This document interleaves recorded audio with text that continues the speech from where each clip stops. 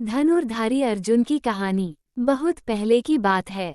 हमारे देश में पांडु नामक राजा राज करते थे। उनके 5 पुत्र थे, युधिष्ठिर, भीम, अर्जुन, नकुल और सहदेव, जो पांडव कहलाते थे। युधिष्ठिर इनमें सबसे बड़े थे। ये पांचों राजकुमार गुरु द्रोणाचार्य से शिक्षा प्राप्त करते थे। उन्हें अस्त्र शस्त्र चलाने की शिक्षा भी गुरु द्रोणाचार्य ने ही दी। भीम गदा चलाने में कुशल थे, तो अर्जुन धनुष बाण चलाने में। एक बार की बात है, गुरु द्रोणाचार्य ने अपने शिष्यों की परीक्षा लेने का निश्चय किया। उन्होंने पेड़ पर चिड़िया का एक खिलौना टांग दिया और अपने शिष्यों से चिड़िया की आंख पर निशाना लगाने के लिए कहा। पहला शिष्य आगे आया। गुरुजी ने पूछा, उधर देखो, तुम्हें क्या दिखाई देता है? वह बोला, गुरुजी, मुझे पेड़, चिड़िया, पत्ते सभी कुछ दिखाई देते हैं। गुरुजी ने उसे बाण चलाने की आज्ञा नहीं दी। दूसरे शिष्य ने कहा, मुझे चिड़िया के पंख दिखाई देते हैं। गुरुजी ने उसे भी बाण नहीं चलाने दिया। अब बारी आई अर्जुन की।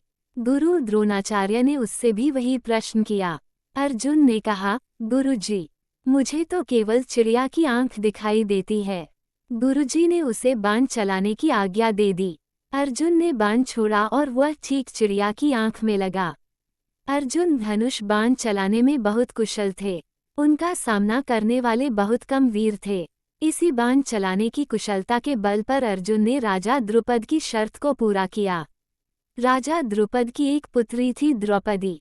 राजा द्रुपद की शर्त थी, जो कोई तेल के कड़ाह में देखकर ऊपर लटकी मछली की आंख को अपना निशाना बनाएगा, द्रौपदी का विवाह उसी धनुर्धर के साथ किया जाएगा।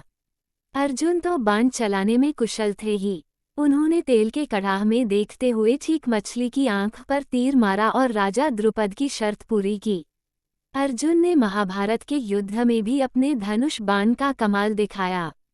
वह अपने युद्ध कौशल के बल पर अकेले ही सैकड़ों शत्रुओं से भिड़ जाते थे। धनुर्धारी के रूप में उनका नाम सदा प्रसिद्ध रहेगा।